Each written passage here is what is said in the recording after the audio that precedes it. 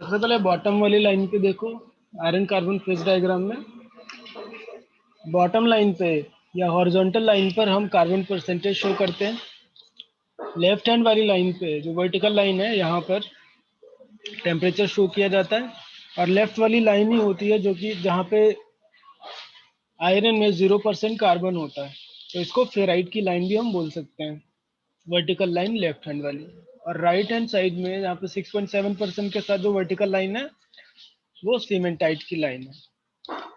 बात करते हैं सबसे नीचे स्टील और ये कास्ट आयरन किस तरह से डिवाइड किया गया है। तो कार्बन 0 से 6.67% तक शो किया जाता है, और कार्बन का percentage up to 2.14%, up to 2.14% carbon अगर आयरन के साथ है तो वो उस अलॉय को स्टील बोला जाएगा।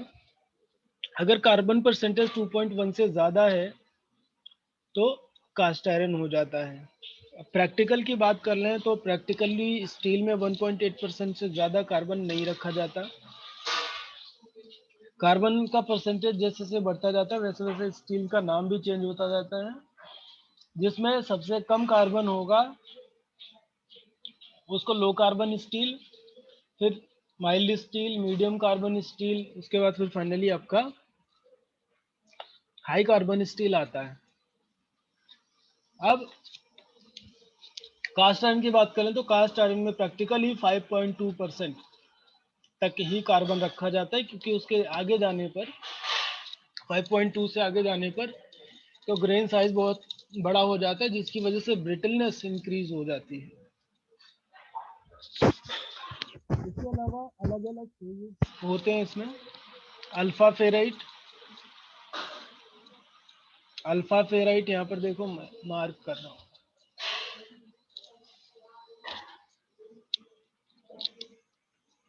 Alpha ferrite, delta ferrite, austenite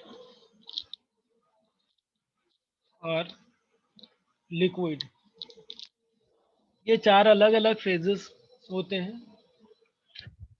और कुछ temperature range, important temperature range, जैसे 727 डिग्री सेंटीग्रेड का हो गया, 1147 डिग्री सेंटीग्रेड, 1493 और 1394 डिग्री सेंटीग्रेड का टेम्परेचर हो गया। ये इम्पोर्टेंट टेम्परेचर है। इसके अलावा दो टेम्परेचर और होते हैं जो इम्पोर्टेंट है। 768 degree centigrade which is Curie temperature for steels, and 210 degree centigrade Curie temperature for cementite.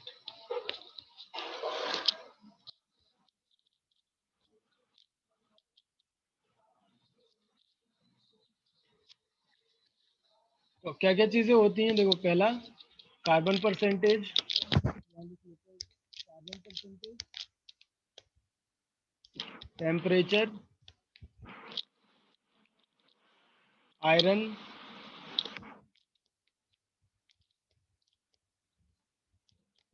Cementite,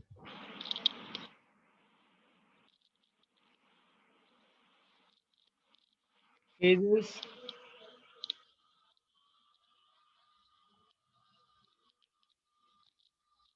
और कुछ इंपॉर्टेंट टेम्परेचर रेंज। इनके अलावा एक चीज और होती है, रिएक्शंस। जो पॉइंट आपको इम्पोर्टेंट टेम्परेचर बताए, यहाँ पर कुछ रिएक्शंस होते हैं। रिएक्शन मतलब टेम्परेचर, उस टेम्परेचर से नीचे जाएंगे तो क्या होगा, उस टेम्परेचर से ऊपर जाएंगे तो क्या चेंजेस आते हैं मेटल में, ये होता है। चलो अगली स्लाइड पे चलते हैं।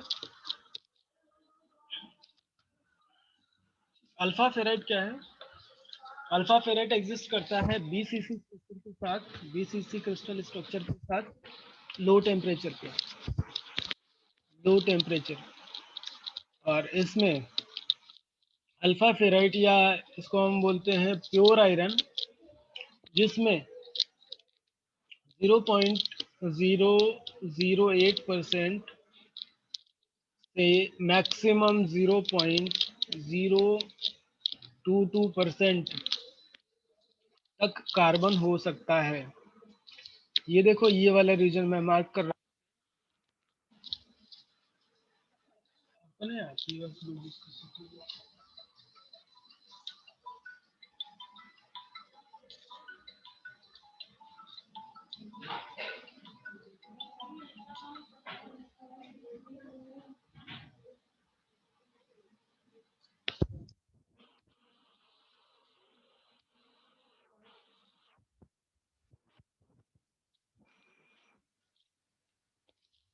येलो कलर से मार्क कर रहा हूँ रीजन।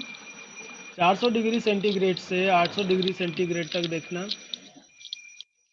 ये जो रीजन है, ये एरिया, यहाँ पर अल्फा फेराइट एग्जिस्ट करता है, मतलब प्योर फॉर्म ऑफ आयरन। जैसे जैसे टेम्परेचर बढ़ाते जाते हैं, ये देखो, ये वाली लाइन थोड़ा सा राइट हैंड साइड पे बाहर की तरफ आई हुई है।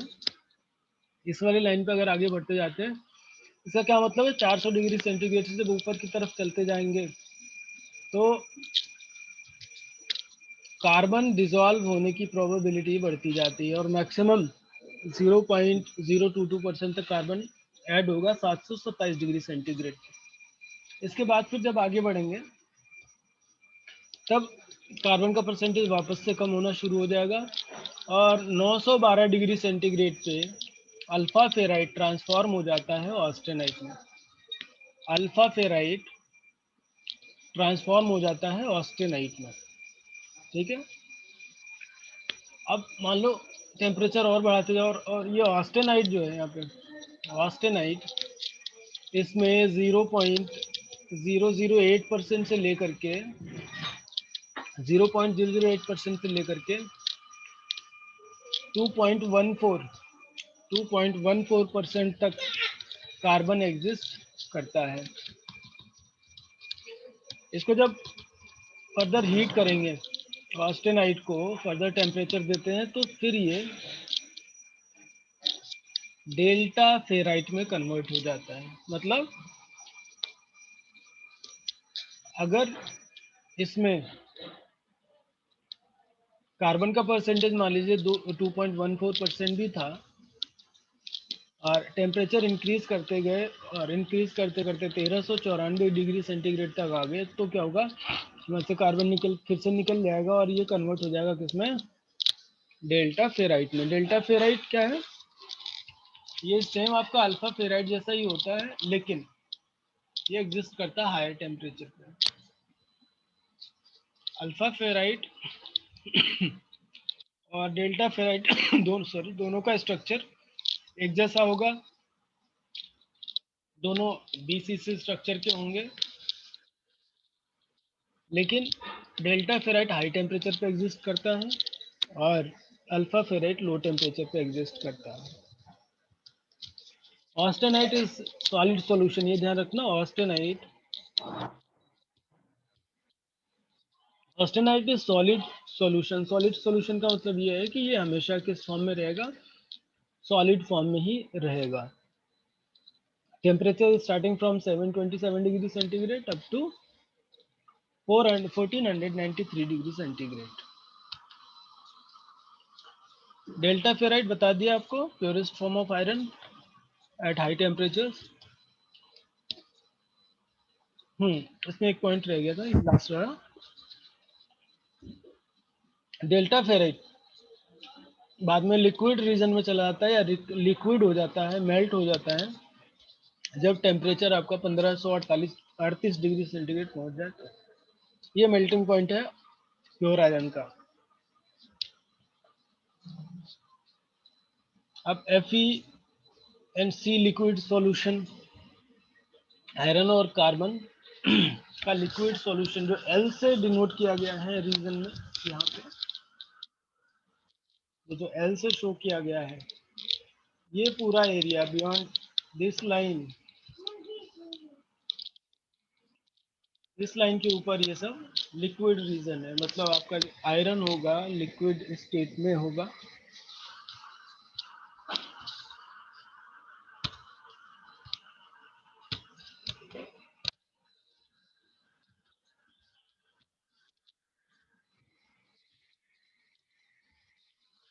Fe3 और सीमेंटाइट ये पहले बता दिया, बिल्कुल लास्ट वाली जो लाइन है उससे हम डिनोट करते हैं। अब इम्पोर्टेंट टेम्परेचर कुछ A nought temperature 210 degree centigrade, इस पर क्या होता है, it is Curie temperature when magnetic to non magnetic change of cementite occurs on heating. Cementite को हीट करते चले जाएंगे तो 210 डिग्री सेंटीग्रेड पर ये अपना मैग्नेटिज्म लूज कर देगा। और A1 टेम्परेचर क्या है, 727 डिग्री सेंटीग्रेड। यहाँ पर यू टेक्टोइड ट्रांसफॉर्मेशन जो रिएक्शन आपको बताया है वो थोड़ा सा वेट करो एक मिनट।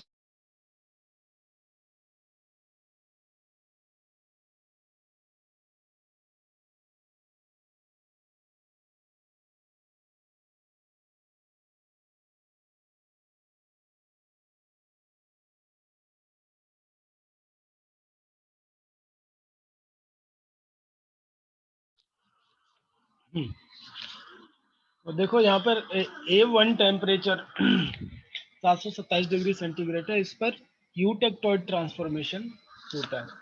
ट्रांसफॉर्मेशन क्या है, एक फेज से दूसरे फेज में कन्वर्जन। जैसे डेल्टा से ऑस्टेनाइट का फॉर्म होना या ऑस्टेनाइट से डेल्टा में फॉर्म होना, या अल्फा आयरन का ऑस्टेनाइट में कन्वर्जन या ट्रांसफॉर्मेशन तो कन्वर्ट होने को क्या बोलते हैं, ट्रांसफॉर्मेशन। और ये किसी रिएक्शन के ही थ्रू होता है। तो वो सारे रिएक्शन, तीन ही रिएक्शन होते हैं, पेरिटैक्टिक रिएक्शन, यूटेक्टिक रिएक्शन और यूटेक्टॉइड रिएक्शन। तीन टाइप के रिएक्शन होते हैं, ठीक है। अब एक और टेम्परेचर होता है इसमें, A2 टेम्परेचर। ये जो हल्की सी लाइन 727 डिग्री सेंटीग्रेड के ऊपर जो एक हल्की सी लाइन है, ये वाली लाइन इसको बोलते हैं A2 टेम्परेचर या क्यू। A2 टेम्परेचर तो नाम से दिखाया गया बस। यह है क्यूरी टेम्परेचर जिस पर फेराइट की मैग्नेटिक प्रॉपर्टीज, देखो where ferromagnetic ferrite on heating changes to paramagnetic, ferromagnetic changes to paramagnetic. At this temperature no change in microstructure is involve. यहाँ पर इस टेम्परेचर पे 727 से 768 डिग्री सेंटीग्रेड के बीच में कोई भी चेंज नहीं होता माइक्रोस्ट्रक्चर में। Next is A3 temperature. ये देखो ये सीधा नहीं है, A3 टेम्परेचर सीधा नहीं है, A3 टेम्परेचर कुछ ऐसा है, हल्का सा स्लोप है इसमें। तो स्लोप की वजह से अलग अलग पॉइंट पे अलग अलग टेम्परेचर आपको देखने को मिलेगा। अब इसमें ये जो रीजन है, ये बीच में जहाँ पर A2 ये ट्रायंगल है, मार्क करता हूँ, देखो देख, ये रीजन, ये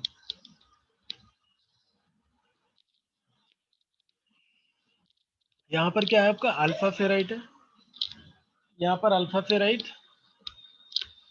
यहाँ पर ऑस्टेनाइट, ठीक है। तो इसके बीच में ये क्या रहेगा, इसके बीच में होगा अल्फा फेराइट और ऑस्टेनाइट का मिक्सचर, ठीक है।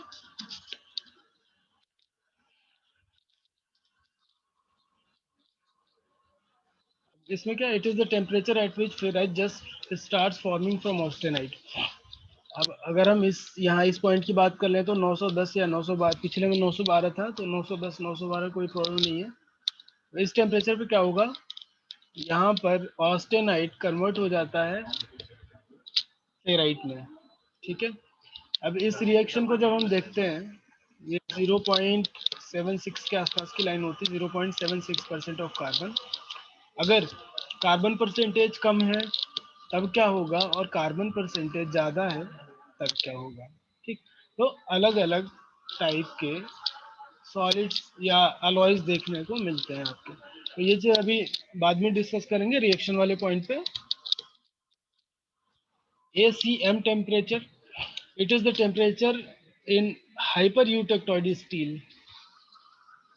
एक होता है देखो हाइपो यूटेक्टॉइड एंड दूसरा होता है हाइपर यूटेक्टॉइड। तो समझ लो जब यूटेक्टॉइड रिएक्शन होता है, यूटेक्टॉइड रिएक्शन यहाँ पर एग्जिस्ट करता है, यूटेक्टॉइड पॉइंट लिखा हुआ है, यूटेक्टॉइड रिएक्शन, इसके लिए 0.76 कार्बन एग्जिस्ट करता है इसमें। अगर स्टील में कार्बन का परसेंटेज, ध्यान से सुनना, स्टील में कार्बन का परसेंटेज 0.67% से कम है तो हाइपो यूटेक्टॉइड स्टील होगा, और 0.76% से ज़्यादा है तो हाइपर यूटेक्टॉइड स्टील होगा। अब जो ACM टेम्परेचर है, ये देखो इस वाली लाइन से शो कर रहे हैं ACM टेम्परेचर, ये वाली लाइन, ठीक है, ये लाइन, इस लाइन से हम ACM टेम्परेचर शो कर रहे हैं। और होता क्या है इसमें, इस टेम्परेचर पे hyper eutectoid steel at which pro eutectoid cement just starts to form. इस रीजन में कूलिंग होने के बाद आपको क्या मिलेगा,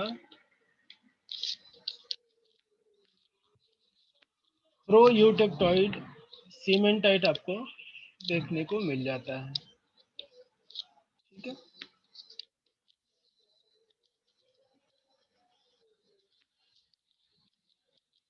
नेक्स्ट है A4 टेम्परेचर, A4 टेम्परेचर ये वाला, ये जिसमें ऑस्टेनाइट ट्रांसफॉर्म होता है डेल्टा फेराइट में।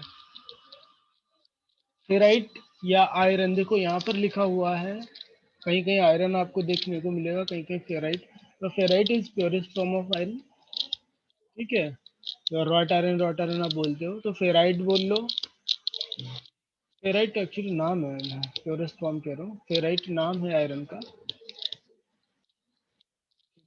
आप इसको फेराइट बोल लो या फिर आयरन बोल लो, इसमें कोई नहीं है। मान लो अगर भूल जाते हो तो इधर ये है आपका अल्फा आयरन, डेल्टा आयरन, ऐसे करके बोल सकते हो।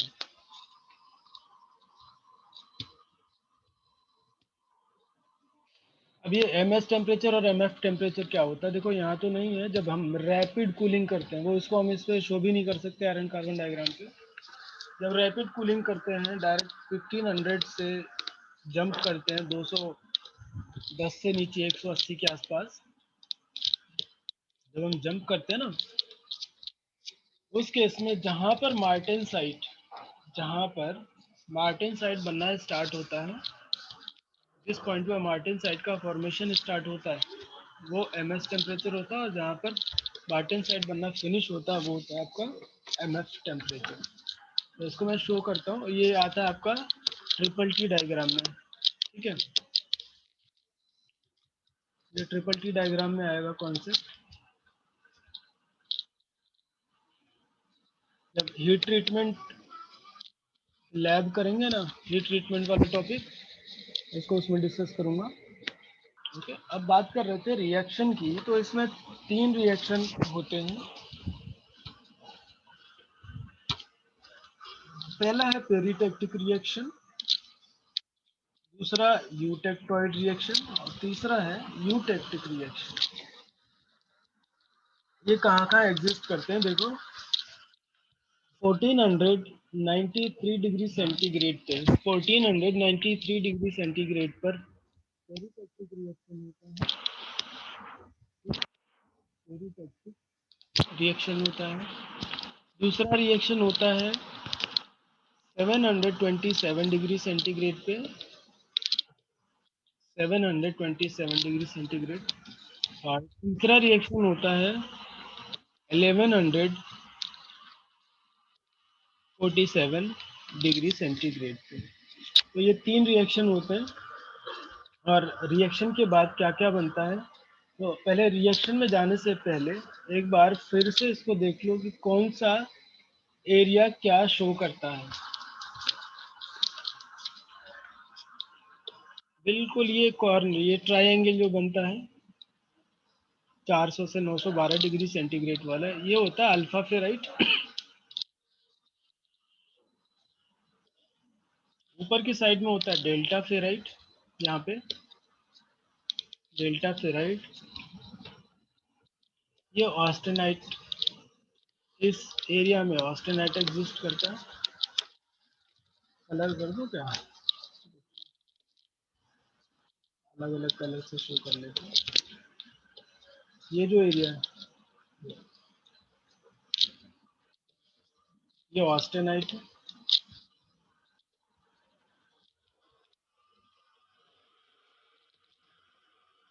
ये डेल्टा फेराइट, और बिल्कुल नीचे आ जाओ, 912 से 400 डिग्री सेंटीग्रेड नीचे की साइड में जब जा रहे हैं, ये अल्फा फेराइट। ठीक है, इसके अलावा एक रीजन और है लिक्विड का। लिक्विड, ये चार अलग अलग स्टेजेस हैं। इन्हीं चारों फेजेस से मिल करके कुछ सब फेजेस भी बन रहे होंगे। जैसे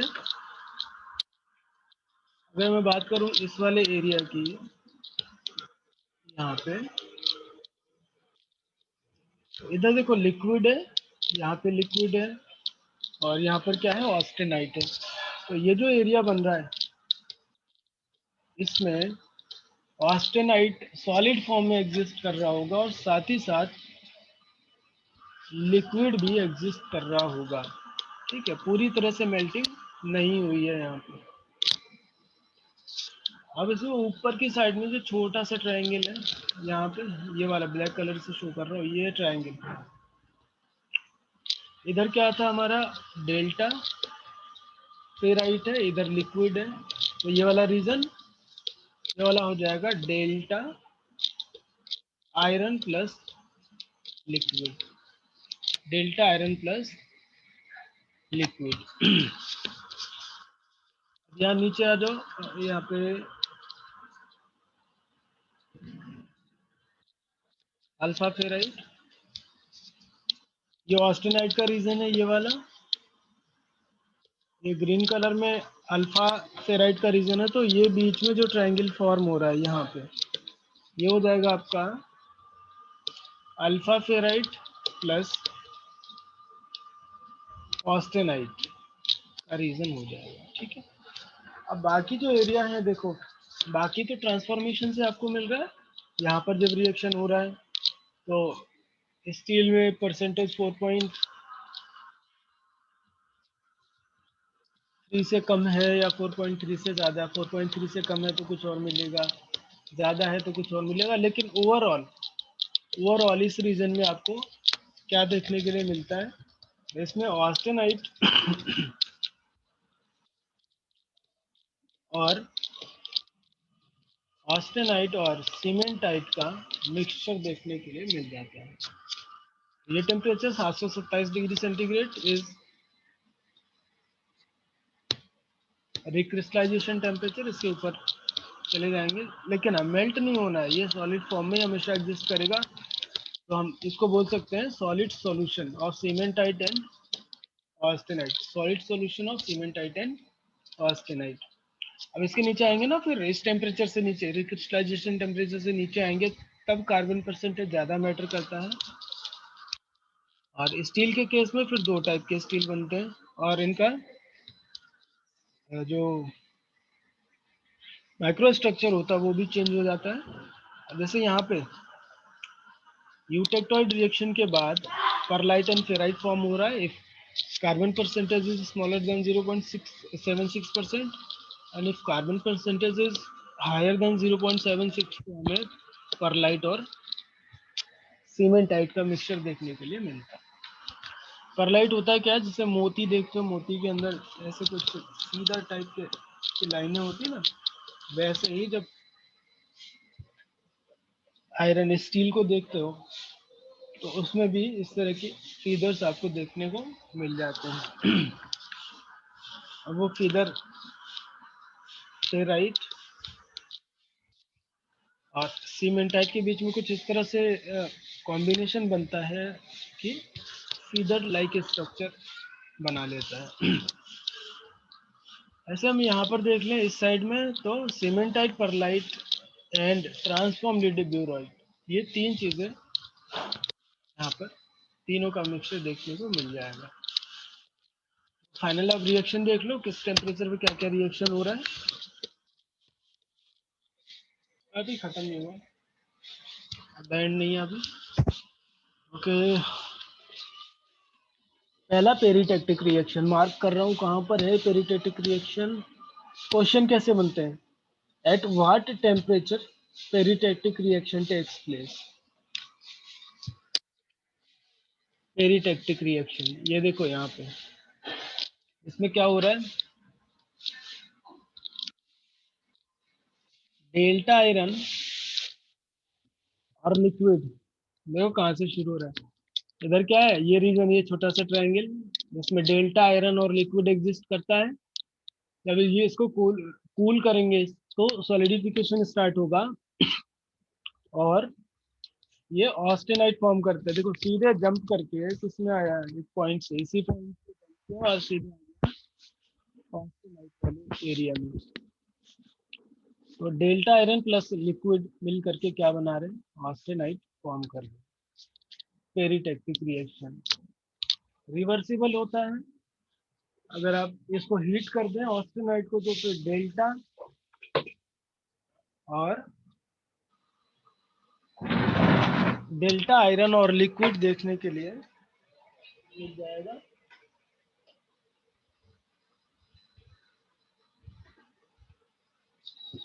फिर नेक्स्ट है यूटेक्टिक रिएक्शन। यूटेक्टिक रिएक्शन ये वाला, देखो लिक्विड डायरेक्टली सॉलिडिफाई हो रहा है, लिक्विड डायरेक्टली सॉलिडिफाई हो रहा है किसमें, ऑस्टेनाइट में और सीमेंटाइट में। ऑस्टेनाइट और सीमेंटाइट के मिक्सचर में डायरेक्टली कन्वर्ट होता है। तीसरा है यूटेक्टॉइड रिएक्शन। देखो हाइपो और हाइपर में कंफ्यूज मत होना, अगर यूटेक्टॉइड रिएक्शन की बात कर रहे हैं, कार्बन परसेंटेज 0.76 से कम है तो हाइपो लगा लेते हैं। हाइपो मतलब कम और हाइपर मतलब ज्यादा, तो हाइपो लगा लेते हैं, और 0.76 से ज्यादा है तो हाइपर लगा लेते हैं। देखो यहाँ पर 0.8 है, तो ऐसे अलग अलग थ्योरी में अलग अलग परसेंटेज मिल सकता है, लेकिन बहुत ज्यादा वेरिएशन नहीं होगा। इसके पहले वाली थ्योरी में क्या था, 0.76 लेके चल रहे थे। ठीक है,